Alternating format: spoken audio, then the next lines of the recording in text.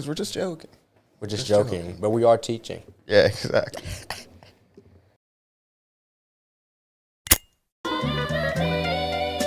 friends tell me, but friends don't lie, I'm told. All the time.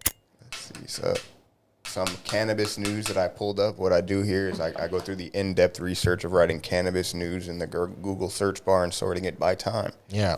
So I just and then talking to you about it. Exactly. So the first one that comes up is past marijuana use won't automatically disqualify Biden White House staff.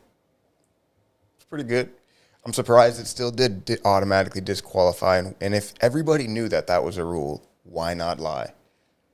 How many presidents have we had in the White House that for either former or current marijuana users? Yeah. Like, that's ridiculous, I think Obama bro. was the first that admitted to trying. Bro, George Washington back in the day smoking hemp. Yeah, he grew it. And then you got Bill Clinton definitely smoked weed. Well, come on. 100%. And then I think before that, there was probably a gap there. Like some people that hadn't smoked weed? Yeah, with people that like really didn't. I really think in college those people smoked weed. Yeah, I would at least were around it enough to. And know then those war veterans, they did way worse. Oh yeah. If you went over to Vietnam and you're sitting here and tell me the worst thing you did in Vietnam was less than weed, I'd be like, all right, bro. Yeah, I mean, I think you know what I'm saying. I think I want to say that they were chewing a whole bunch of heroin or opium out there or something. They were doing everything, bro. Yeah. So they got They were doing everything. They were living in fucking tunnels.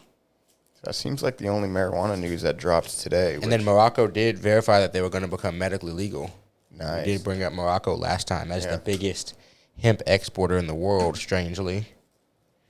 They're about to open the cookies in Kalamazoo. Michigan? Is that where that is? Yeah. Oh, yeah. All that says Nice. is Kalamazoo. Yeah, And the nice. mayor is Michigan. going to attend the ribbon cutting ceremony. The ribbon cutting ceremony with Burner. We live in a weird world. But what the fuck is happening? Literally in 2 years, it went from a felony to an essential job. Oh, this is actually some pretty big news. It says a Texas dispensary launches state's first cannabis-infused gummies for medical marijuana users. Oh, nice. One of the state's 3 dispensaries is now offering medical marijuana in the form of a dispensary. Certera Wellness. Oh, sorry. Yeah. Where's it at? In San Antonio. Actually, Austin. Austin, nice. Gotta be Austin. I would guess, yeah. That's pretty dope, bro. Step forward. I'm trying to see exactly. Oh, there they are. 5 milligrams. Something. What I do like is they got the 1-to-1 CBD THC, but it's That's still dope. Yeah, it's still medical only, which I didn't even know medical marijuana is legal in Texas. What they do is they have a few. It's not in general legal, but they do allow a few prescriptions for epilepsy. Yeah, it's saying it allows for extremely low-level THC cannabis products for those who suffer from epilepsy, seizures, cancer, sclerosis. But they're just opening the door. Yeah, I mean, this shit's about to be busted wide open here in a few. And how in Texas minutes. PTSD is not included in that is crazy. It's too general. Yeah, true. Like, anybody can claim PTSD for anything, to where they feel like they'll probably have to give away too many licenses, which they need to anyway, but because PTSD is general, and so many people are suffering from it. So, you know what I mean? You can order a 40-count bottle of gummies for $60 with a total of 200 milligrams. Safe to say. That's not terrible. It's pretty terrible. It's pretty terrible, but it's not terrible. It's Delta 9, too, and mixed with CBD. Yeah. And it's for children, mostly, for real. Yeah. I mean, $60, $60, 200 milligrams. I don't know how much medication is either. Oh, I don't know how much, like, epilepsy medication. In that comparison, I'm sure it's cheaper. Way cheaper, because I know a lot of people take, like, 8, 9 medications to where if that's the only one they take for $60. And I'm trying to think, I think 100 milligrams when I was in Cali was like 35 plus tax, so damn near for $60. Yeah. Because it ends up being like 42, 45 bucks, which is for 100 milligrams. But I didn't get it because I ain't going to play myself. You're not that. And we have all these shameless plug of 50 milligram Delta 8 THC gummies available to you guys now. At the best price. At the best price. On the market. You know, per milligram basis, I haven't seen anybody beat us yet. And if you find it, let us know. And we'll do what we can. But no guarantees. We may raise the price on you. Oh, theirs is cheaper? All right, it's more expensive now. Oh, you mean it's $5 cheaper? All right, now it's 10. Bro, so In terms of niche products in the CBD market, of the ones you've seen, which ones do you think have like the most viability? How niche are we talking? Are we talking like anything besides, I guess, what are the major ones we'd consider? Tinctures are going to stay. Tinctures. I think edibles will stay. Edibles. Flour. And then you got like salves and lotions. So it's like the big four. Yeah. And then there's nothing really else in that. So outside What do you of think's the big worst four, and best you've seen? The worst is the CBD isolate by itself, like in the little powder forms. Like I don't think that has any lasting. For like B2C, you're saying? Yeah, for consumer level marketing. Okay, Like if you're selling a gram of CBD isolate, like more than likely nothing's going to happen. Okay. If you're a producer, you could use it for moon rocks and other things and edibles. So that always will work. But from another one on the consumer level, isolate's done for.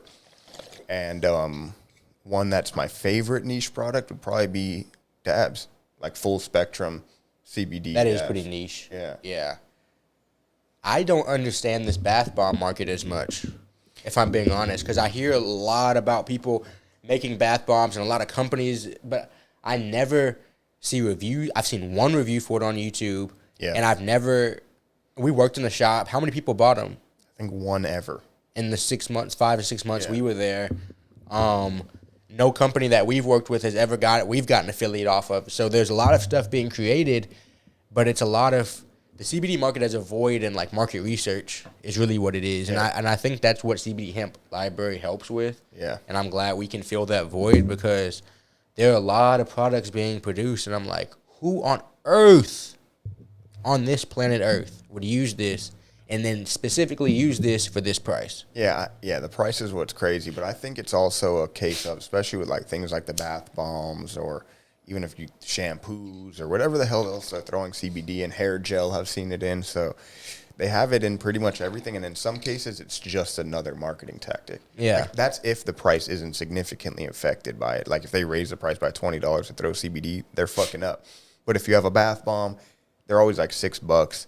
So if one is $6.50, but it also has 100 milligrams CBD, I could see that being the sales point. But not if it's like $20 because it has. I don't think anybody's fucking with it. It's really for the people that are like, I use this anyway. It might as well have CBD in it, you know? Got you. And I do want to offer this to anybody watching this episode, wherever you're watching it. If you are a CBD store, really for a small consulting fee, if you do want to consult one of us or consult us about what products you want to have in your store, we really can plug you in with that, because we know what's selling. I promise. If we don't know anything else, if I know nothing else in life, I know what's selling in the CBD and Delta 8 market right now. Yeah, I don't think there's anybody with more market research than us. Exactly. So if you guys are interested in just knowing what you should carry in your store, because I see so many CBD stores out there that are just carrying things that they feel like people would like. Yeah, and you also, can't run a business like that. You 100%. need to have that market research in there.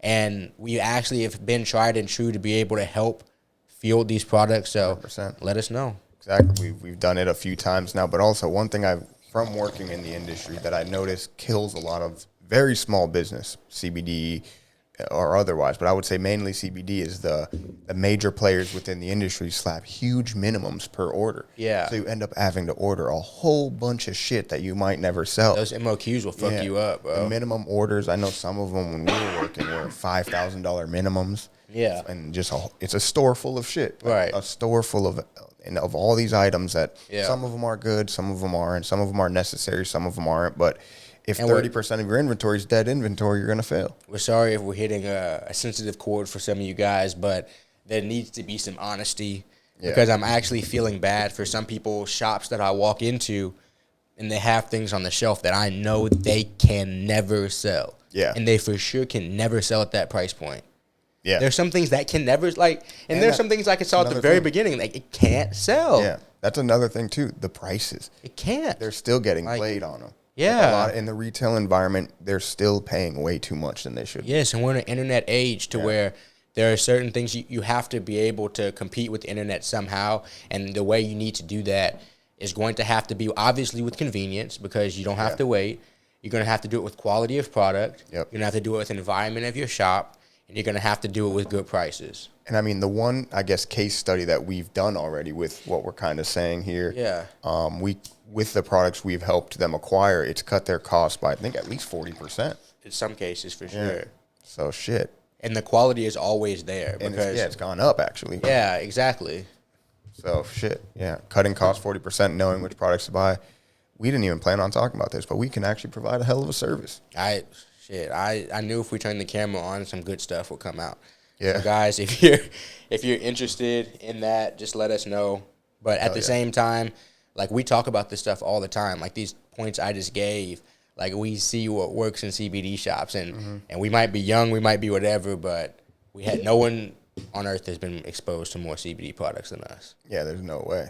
There's just no way. I would like to meet the guy that was. I actually would. We can swap notes. Yeah, exactly.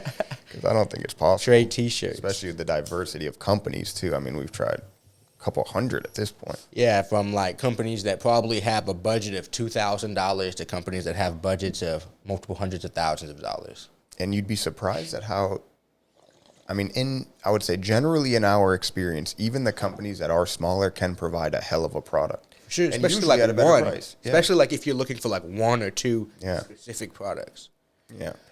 So don't get lured into the mirage of you need a big company in your shop. Or the first source on Google. Or like the that, first SEO, like Google. Yeah. You can pay to be at the top of Google. Yeah. If you did not know that. So just because they're at the top does not mean they're the best. It doesn't even mean they're the most popular. It literally Doesn't even means mean they're good tasting. Like we've had expensive tinctures that taste like shit. So fuck. That's the last thing somebody needs is inventory that actually is pretty horrible. And we've seen it time and time Too many again. times. What? Yeah. I literally had to talk about this because it bugs me. Bro. It bugs me to sit in a shop. It grinds your gears. Yeah, it's something, and it's not. I can't say that to a shop owner, you know. Yeah. But there are things I see on their shelf, I see at their stand, I see that they're getting in mass production that they can't sell. Yeah, that'll be sitting in inventory forever. Yeah. But that just means find a good company or talk to us. Yeah. Hell yeah. What are you doing? What are you gonna do today, bro? It's an early session.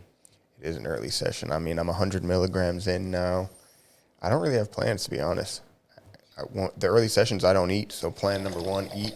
Well, I haven't eaten either. Yeah. Plan number 2, I have no idea. Bro, y'all also, another point, if any of y'all play tennis, get us, link us with a good beginner's tennis rack. Actually, I have one, but we need to get, Sergio and Nicole needs one too. We're about to start getting on this tennis grind here soon to just find something new, fun to do, because we be in the house too much. 100%. And have you passed by that course enough? That court? There's People be playing at it. Okay, so there's not is it going to be, I mean, I'm sure around like this time of day, nobody's there. Midweek? There might be people there. Shit, maybe I'll pass by if I remember on the way out just to see what, because There's a couple courts. There's a couple too. It wasn't just one. So I thought it was just one. Like, so if somebody was on one, I think, and there are plenty around, like you'd have to drive, but there are plenty around. Yeah. Yeah, if not, I mean, we could just go there and play Kings of Court and play a little 2v2 against randos and just destroy them. First game in. Probably get our ass kicked. Yeah. I got to wear the 70s short shorts with a headband. Yeah, I got tank top. They got to be neon, though. Oh, Neon headband. green. Pink headband. Full on Jackie Moon. Baby blue tank top. Full on Jackie Moon. Just talking nonstop shit. And people are going to think I'm really good. And then No, they see me won't. play. I don't think they will, because you're gonna have. We're gonna have like probably the lowest level rackets. It's like it's like if a kid came talking shit on the soccer field, but he had on Shacks. at least cleats, but Football cleats. like That football used to cleats. happen. That Yes, used to kids used to come on. Like, Yeah. exactly. In high school, you'd be like, oh, Kids damn, in like football 4 cleats. of their players have football cleats. We're going to crush these guys. Dude, We always would, but hell yeah, exactly. But it's like the same type of shit. They're gonna be like that racket. so what you're saying is I'm a racket away from respect. Maybe I need to invest a little more. I feel like they be knowing who runs the courts too on some like YMCA basketball shit. Yeah, and it's or gonna- like some king of the It'd be court real shit. shitty when I throw my shoulder out first return. Oh my goodness, they're gonna, and I'm not even used to like scoring myself. I feel like I'll forget. I don't even know how the scoring works. It's I by, for sure know by how to tens, score. right? No, 15, 30, 15s. 45 game, or 40. And then you got to win by 2, right? Like if it's 45, Yeah, 45, like you it's gotta, advantage like ping pong, and then you have yeah, to win the next yeah, point. yeah. Okay. But it's a lot of points to keep up with, and a lot of movement. I don't know. We just need a piece of chalk. It's like golf. Because we would forget to score in ping pong a lot. And that's even smaller. We're not sprinting around. We just need a little piece of chalk to write on the floor. You ever talked to golfers about golf before, bro? They memorize the course. I don't know if you knew that. It's weird. Oh, yeah, I'm sure that's like part of the game. But I can't do that. Oh, no way. My dad would be like on the 17th and 97, and when I was on the backside or whatever that hole, I'd be trying to hit like. Yeah, I've seen golfers talk That's about what I'm saying. in interviews. It's and they're weird. Like, yeah, on the 16th, everybody knows you got to avoid that bunker on the right, so you got to swing it to the left, They be right around that studying, oak bro. tree. It's like, yeah, okay, so he knows this shit. There's always terminology in every single sport. It's Yeah. crazy seeing like the little insights of like, I love seeing honestly like the professional level of any weird niche because it's like, how did they get into that? How like paintball, shit like that, you know? Yeah, paintball is definitely more niche, but I even like the ones like ping pong. Just yesterday, I was watching a highlight of a guy. He was like, it was really like on some how did he get so good shit. He had a video of how he learned how to do this backhand curve that comes like around the table. Yeah. And he sat there for like an hour. And then he finally got it, and he said like it showed after the first time he got it, he was able to get it like 8 out of the next 9 times. Yeah. Like once they get that motion, break that, yeah. they just keep going. But it was crazy. He was like 10 feet out. The guy would hit it, and he would hit a backhand like this that it wouldn't go over the net. It would come around the table and hit to where it like came back to the backside of the net. There's no way to return it. That's a mental block thing too. Yeah, You know what I'm saying? It's like doing a backflip almost. Like the first time I did it, I was like, what the I was like, what the fuck? I still haven't done another one though. Yeah, I've never done a The mental backflip. block came back. Yeah. You never got over it. Huh? You never got over No, it. it was just the momentary alcohol. Oh, and then I shit. flipped. And we were at a trampoline park, to be fair. Oh, yeah, I've It done wasn't it on on a trampoline, but it was on the... I flipped, like, practice on the trampoline. And then they have the gymnast floors. Oh, I see. Yeah. To where, like, it'll hurt when you land, but it's not... You hopefully won't break anything. Yeah. And so I got to... And I watched my friend do it. I saw how he did it, and I did it once. And I was like, that's good enough for me. You get that on video? I've never done it.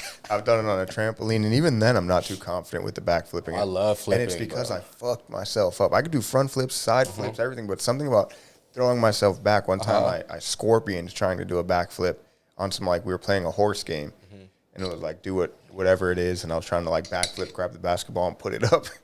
Would you ever try to backflip on skis? Maybe. It really depends. I'm not too comfortable up in the air on skis yet. I'm not either yet. Yeah. But I'm saying, like, if we got the chance to, like, we had all your money you wanted, just live a winter up there. Dude, if you did it every single day, I promise you your air comfortability would, like, skyrocket. No, I mean, by the end of a 3-day trip, I'm then- fucking and then getting I'll at go to- least 6 feet off. Then I'll go to tramps, and then I'll just, like, practice. Because you know the ones you could strap to your Yeah, feet yeah. on a trampoline, and you can just practice the motion. And then you go find a powder field, and then it's not that bad. Yeah, no, I'd definitely try it. Even if it was against... That's my dream, bro. If it was against my better judgment, I'd be willing to try it. That's my dream. A couple shots in, I would be eating that hoe, I'm saying. Yeah, for sure.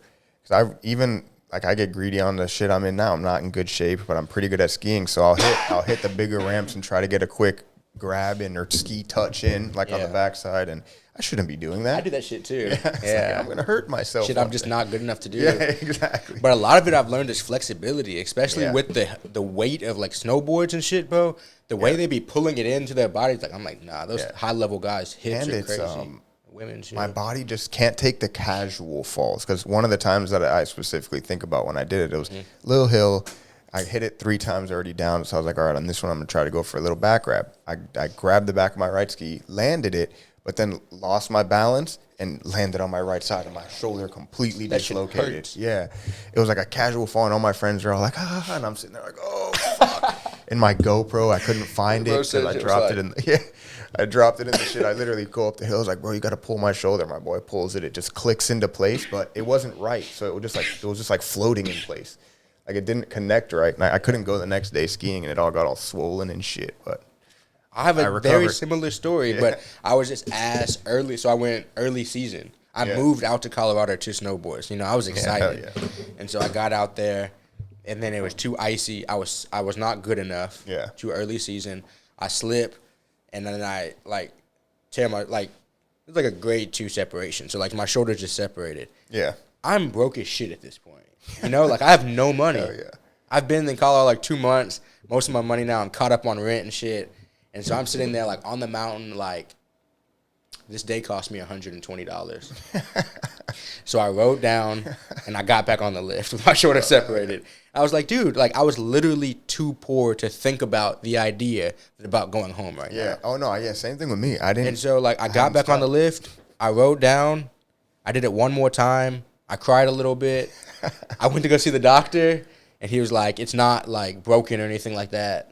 Actually, I might have gone back out after he told me it wasn't broken, but I went only down, like, total. I'm not a hero or anything. I went down 2 more times, crying both times about how poor I was. You know what I'm saying? Like, and then I was like, then I rode home crying, smoking weed. I mean, at least you're smoking weed. But, you know, same thing happened with my shoulder. I didn't quit that day, and the pain really didn't settle in because when he clicked it back in, it was like, fuck. Yeah. And then it just kind of was like, okay, maybe this is better. Yeah. And I was just cautious rest of the day, didn't really fall. But when I went to sleep that night, I would turn over and it would fall back into place. And I was like, what the fuck? I woke Rich up. I'm like, Rich, you got to pull my arm.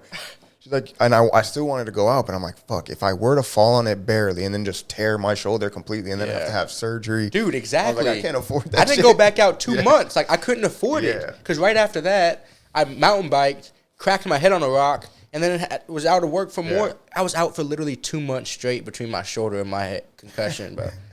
My boss was like, I'm about to put you on a bubble, bro. I had to go to the ER. That's ER fees. Yeah. Fucking physical therapy. Yeah, like, I'm a poor college kid, bro. Exactly. I'm like, my body's going to have to just eat this hoe. Yeah, when that happened, I had just graduated and just moved to San Antonio, and I was dead broke working at a restaurant. So I had to come back, only use my left arm and shit, not tell same anybody. Position. Yeah. No, I told people. No, I didn't tell my managers. I was in a cast. They would have made me go home. No, he was cool. He needed me there. Yeah. He let me work the cash register. So now my shit was too corporate. So they were like, "Oh, liability, you gotta go." Oh, okay. So I would just eat it, and then I didn't really ever put it in the sling. I probably should have. I for sure had to. But yeah, I didn't. Mine must have been. I think it was around grade 1 because it healed itself. Anything above, I think it's grade 3 is like considered a tear. Yeah, not 100% sure. Not a doctor. Above grade 2, like mine was the last before a tear. Yeah. So yeah, like grade 3 and above is a tear. Yeah, because mine clicked out. I remember, and I felt it in the back. That's when I was like, "Oh shit!" As soon as I how fast did it heal? It actually took a long time. Dude, like exactly. 6 to 8 weeks. Dude, I went like to physical normal. therapy. Yeah. I went to physical therapy just because I was like, I needed full range.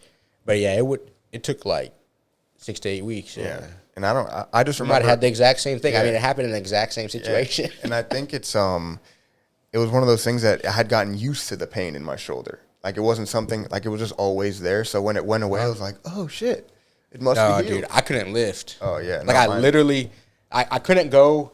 Like I swear my shoulders are still ass, but I couldn't lift like my shoulder this high for about 6 weeks. Oh no, mine was that bad for probably about 2. And then it got to like where I could rotate it, but if I would go too forward too quick, it would kind of slip back out of place. Yeah. But what really helped it is my boy Trav, he's a chiropractor. Yeah. And he's like, when he felt my shoulder, he's like, dude, your shit's all in the wrong place. So he got this little, it's called a microblade.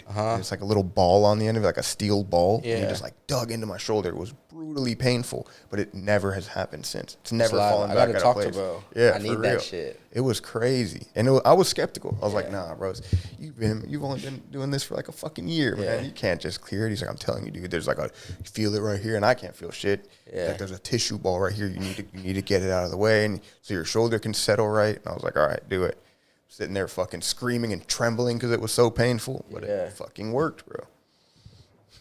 It's never happened since, not even once. Oh, it sucks when the shit you have to do, but you know that hoe is about to be painful. Yeah. No, I didn't know. This scar right here on my leg, bro, that one that runs here to here, I lost all the skin from here to here on the side of my leg just to turf. Oh, yeah, I believe that.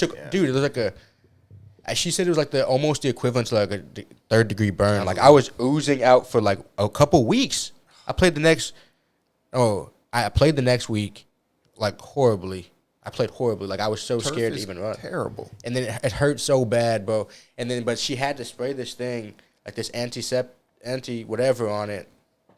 And it literally felt like she was like on my leg and just went and just set that bitch on fire. I bet. I got up and started running, bro. Because was probably infected too. I mean, she did it right after the game. Like I opened it up because we saw it mid-game. Yeah. Coach was like I saw my coach tried to keep it together because he's like a tough guy. But when he saw my leg and I saw his eyes, because I didn't know what happened to me, and I saw his eyes and I looked down I was like, what the So fuck? just the turf, because I've had some pretty bad turf burns before, but never anything that was like that big or that severe. I've had them on Bro, my sides from slide tackling. This is the scar that's become this scar. That you see this? Yeah. That scar has become of 8 years. Shit. You know what I mean? You're going for a tackle? Yeah, I made the tackle on the sideline, and then as I made the tackle, literally I remember it. Like you make the tackle, and I'm sliding down like this, hands around his waist like that, and then pull him down like that, you know? And then just as I'm going down, the turf just took all the skin off my leg. That's crazy. And I had to play with like this Adidas shin guard sleeve over a wrap for like 2 weeks. Luckily, I had a bye week after the next week, and I got to heal. I've gotten some pretty like annoying skin rashes, like from turf, like slide tackling, and you get them on your hips and shit. I always hated turf. It's like little mini razors. It broke my finger in half too. I broke my fell finger and in it half. stuck in like a little pocket of turf or whatever, and just took the top half of my pinky. Like literally just took it, just sliced it in half. That reminds me of when What the fuck? you Turf met, is No, ass. fuck turf. Turf is the worst playing surface. I mean, and it's gotten better. I've actually been on some turf where I'm like, this shit's nice. But the shit I was playing on was brutal. It makes it way hotter. You get all these rubber pellets everywhere. Yeah. It's like little mini micro It's getting razor softer, blades. Yeah. but some of the softer shit is like too bouncy. Like I've been on a field that was like brand new. Yeah. Like we were in Oberlin in Ohio.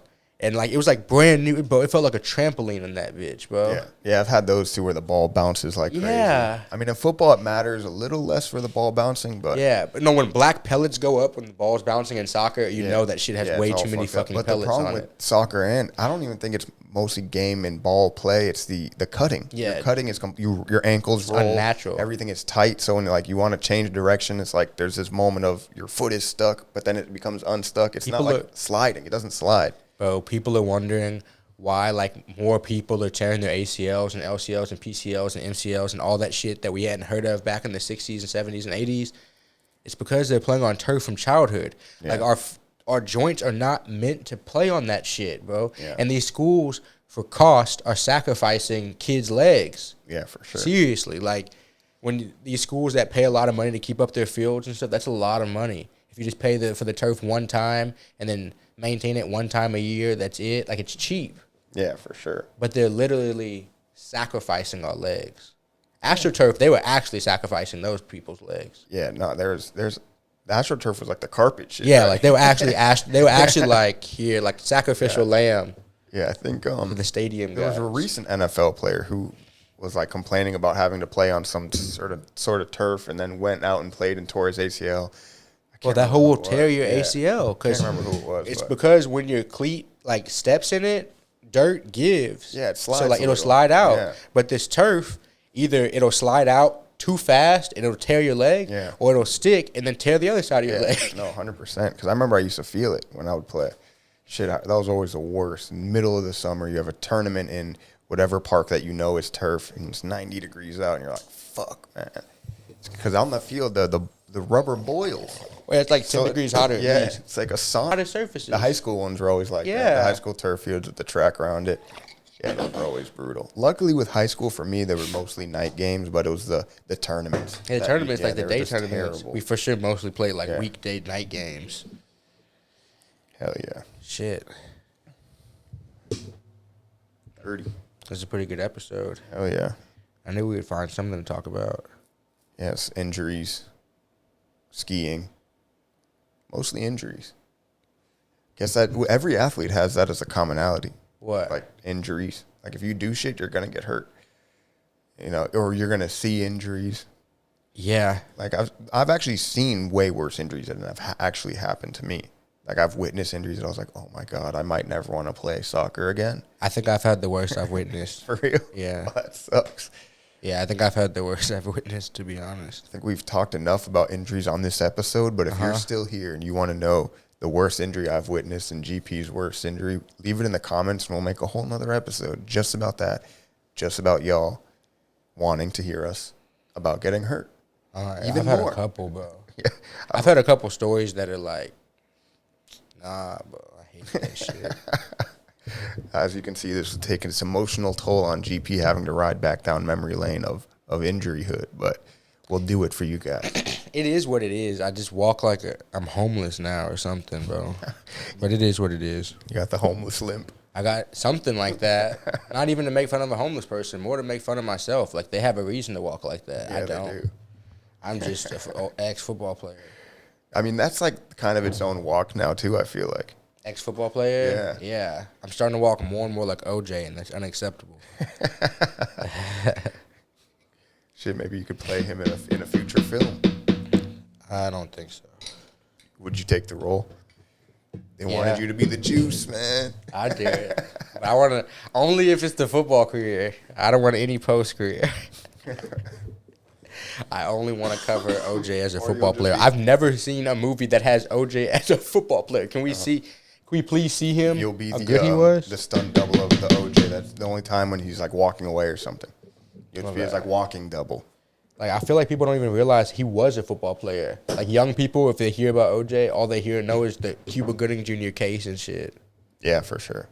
Like, people don't realize how ridiculous he was. I don't even really realize how ridiculous he was. But I know he was crazy. Yeah, exactly. I know enough about the career, but I mean, he was for like 12K. Kids, like kids younger than 15. No, something crazy. I don't know. I couldn't imagine a reason why they would know more about the OJ football career than the murder. Right. Nobody ever talks about his football career. Yeah. It's like you hear OJ Simpson, you think of. But it's not like Aaron Hernandez. Like, Aaron Hernandez played 3 years in the league. Yeah. It's different. Actually, I think it was a good amount. But Aaron Hernandez is another one. He played Tim Tebow. He played with Tim Tebow at Florida. Yeah, Tim Tebow. He probably got arrested 2010, 2012. So maybe 5-6 years, somewhere in there. Around there. But he didn't have the type of career that OJ had. Yeah. I could see why they could think of him as and he has a crazy story afterwards. Yeah, and I think he's still, because it's just fresher, they think of him as the murderer or the football player who murdered somebody. They don't, like with OJ, it's the murderer who happened to maybe play football. In the past. But I think 20, 30 years from now, people are going to think of Aaron Hernandez as that murderer who played with Tom Brady for a couple years. You know what I'm saying? That probably, yeah. They talked a lot about Aaron Hernandez in that recent podcast. Which one? And how they were all friends with him. In that Brandon Marshall's podcast with Ocho Cinco and Cam and stuff like that. And Brandon Marshall was giving the perspective of a league player that didn't know him and didn't you know what I'm saying? Yeah. From because the league rumblings were this is kind of crazy because they didn't see him like that, you know. But also because Cam went to college with them at Florida for a year and they were friends in the same recruiting class. Yeah, my boy was good friends with him. Yeah. In Florida. And he was on there's no way he'd ever do this. He's innocent. They're framing him. That's what I'm saying. People super passionate exactly. about it. He went to my high school that murdered his family. People were like that too. You just can't believe people can do something like that. Especially somebody you know. Especially not two of them. Yeah. And he probably murdered somebody while you knew him. Yeah. No, you know what I'm saying? Back sure. then he was like that too. It's not even he just turned like that. There's that meme of Tim Tebow throwing a pass to Aaron Hernandez while one of the other guys that got caught saying the N-word is in the picture. They're like, so a racist, a priest, and a murderer walk into a bar, and they're all in the same picture. I'm like, that's crazy. Fucking. I'm dead. University of Florida is a weird place. Shout out to them. That's where I went. And I think University of Florida was one of the better experiences for me, now that I'm thinking back on it. But I didn't get to experience the cool UF, like Tim Tebow, Joakim Noah, all the goats that came out of University of Florida. Uh-huh. I didn't get to experience I've gotten prime. I got prime Texas Tech history, actually, for the brief time I was there. For Mahomie? That and, the basketball rise. Texas Tech had really been ass at most everything forever. But actually, they're really good at, some of the smaller sports, national championships at track, shit like that. We're really fast, stuff like that. But baseball team's actually really good, too. But stuff that people don't watch. Yeah, I had good experiences within my University of Florida career. Saying a Hail Mary was cool. And it was first game of the season, so hype was still alive. But every year I was there, we ended up not being a good team. Who's the best, you didn't have, a name brand quarterback, a big name quarterback when you were there, did you? Nah. There was really, Callaway is probably the only player that's really, in the league and playing well. Who? Antonio Callaway. He's a wide receiver. Okay. But quarterback-wise, no, there's nothing. Shit. But when we were kids, Basketball. UF was crazy. I went to actually more players playing in NFL, NBA, or in leagues right now around the world, and I went to more in high school than I did in college. Because my high school, like all the ultra elite, coming. Because prime UF was crazy. Yeah, for sure. Like Percy Harvin and all them. Actually, one of the craziest experiences I had, one of the most epic experiences I had at UF was sadly when Tom Petty died. You know that some singer sings like very famous. I didn't know he was from Gainesville. I've heard of him. Yeah, I've heard of him being pretty famous. And he's when we went to the stadium that night it was like the first night game in 20 years. It was the night after he died, and like in the middle, I didn't even know that the guy died, but in the middle of the game, there's like they turn off all the lights for a moment of silence, and they're like, everybody put their phone in the air, and they played one of his songs, and everybody in the crowd is singing it, 100,000 people, and that shit was impactful. And I didn't even know that the dude had died. I was like, oh shit. I know we know some Tom Petty songs. 100%. If I put on the one that they put on, it's one of those like classic American Dodge commercial songs. You know what I'm saying? I know exactly what you're talking about. Let me see. Let's see what Tom Petty what he dropping these days. Are they gonna flag us? Free Falling. No, I'm not gonna put it on because they'll flag us. Okay. That's the one. Yeah, 350 mil, and I Won't Back Down. That's the one that they played. And I won't back down. And everybody's in their country as shit singing the fuck out of that song. And shit, I didn't know it, but I was people about to be in the comments like, y'all don't know who Tom Petty is? You know what I mean? Yeah, for sure. But no, For sure. I But don't. I was actually at one of the biggest respect. moments commemorating him, and I thoroughly enjoyed it. That's historic. Yeah, exactly. That was from his hometown. That's how it be, bro. Yeah. Like, you be in positions. I remember, for example, I was in Houston. This was like one of the last times I guess he was ever going to go on tour. He was like retiring. You know that EDM, like famous old guy, Diplo? Oh, hell yeah. So I get free Diplo concert tickets the night of, double sold out show. Hell yeah. We go. I'm chilling there, whatever. I'm going literally just because, like, we got the tickets because my friend's little sister, by the time the concert was about to start, her parents were like, it's too late. Oh, shit. He just took the ticket. That's clutch, We just got the tickets. That's clutch. Because that probably was fun as fuck. And no, actually, we left after Oh, like for 15, real? 20 minutes. Oh, I God. can't do that shit. That shit's not fun to me. I don't take Molly or anything, bro. Oh, so, true, like, yeah. it wasn't like it wasn't an enjoyable experience. But the thing that was dope was the opening, for whatever reason. How these mix, I have no idea. Was a Houston Chopped and Screwed concert. Oh, shit. Was it here? Yeah, yes. Oh, okay. But to open up for Diplo, like those like crowds don't match. Those are literally opposite sides of the spectrum. Let's slow down music as much as possible. Let's speed up music as much as Yeah, possible. that is weird. But You know what I'm saying? So it was just dope for 15 minutes? Yeah, it was like DJ Slim K, I think it was. No, Ron C. OG Ron C. just went up there and spun classic Houston, not classic Houston, but like Drake, anything that he wanted to chop and screw. He just ran that home. We were just sitting there smoking. Nobody was vibing in that home. Nobody enjoyed it. and then Diplo comes out and everybody starts going crazy. Now Yeah. I'm not enjoying it. We stayed about 15 minutes of Diplo just to be respectful, but then we did. I don't know if I've ever seen him live, but But then I told people about this story and they're like, "You left her." Or they're like all upset. Yeah. You got Oh, free. yeah. And I'm No, sure that's- those tickets were even Yeah, expensive. 'cause especially now. I think he's probably since then gotten even bigger and bigger. He's probably one of the biggest in the game. So I think tickets to hit his show in like a small, intimate venue like that would be at least a couple hundred. Yeah. Minimum. Yeah. And I know if you're like in a section in Miami or something, you're talking about thousands of dollars. Yeah. And people really be tripping about him, but it's drug induced, I would say. But that's what I'm saying though, is that like people don't realize the significance of some of those things like that. Yeah. Like an EDM concert completely sober sounds terrifying. Dude, I was not only that, I was like smoking. So I was literally sitting there like Yeah. And especially when you're high and you're smoking and a ton of people around you are on Molly, they are weird people. yeah. Because they're like coming up to you like, oh. And you know when you man. smoke, you get a little bit judgmental. Not Yeah, a little bit for judgmental, but it's a little bit like, what the fuck? Yeah, What the don't fuck? touch me. Yeah, Like, come on, bro, come on. Yeah, And I'm watching people put stuff in their eyes and all this stuff, and I'm just like, They're doing those smell things, the smelling salts. no, they would do some shit where they would like, I honestly don't know what it is to this day, but it was like I say about this size, but on both ends, it looks like the thing that you use to clear your nose. You Yeah, know? yeah. And they would blow that into each other's eyes. Yeah, I think that's what it is, dude. It's the same shit. They just blow the peppermint into your eyes for the feeling. I think it's the same product you're thinking of. It's just used for a different reason. I've actually, So I I may or may not have had that done to me before. I'm sure you have. Yeah, I was probably that But to guy in the me- concert coming up to you like, "What's up, dude?" But to me, at this time, at that time, and at this time, really, Yeah. it was strange to me. You Yeah, know, 100%. and I respect people that want to do that, but it wasn't the environment I wanted to be in, especially not stoned and hungry. And you so- weren't planning on going anyway. So It was, it's a I no loss. literally went because my friend didn't want to go alone. You know what I Exactly. mean? And then we were both ready to go once black time was up. And so then I'm just fucking.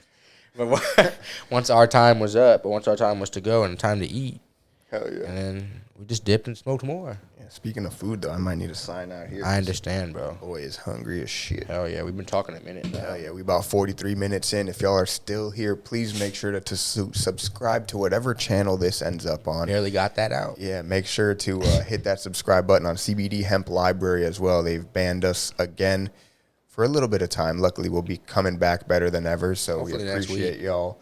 Yeah, check for our content back on CBD Hemp Library this And week. new website about to drop here New soon. website about to drop. We got the edibles dropping. If you're interested in carts, hit us up. The mail ban is coming here very soon. Maybe we should do one more update video on that. We'll see if there 30-day are any, notice. And we appreciate y'all. It's been another one. Indeed it has. Peace.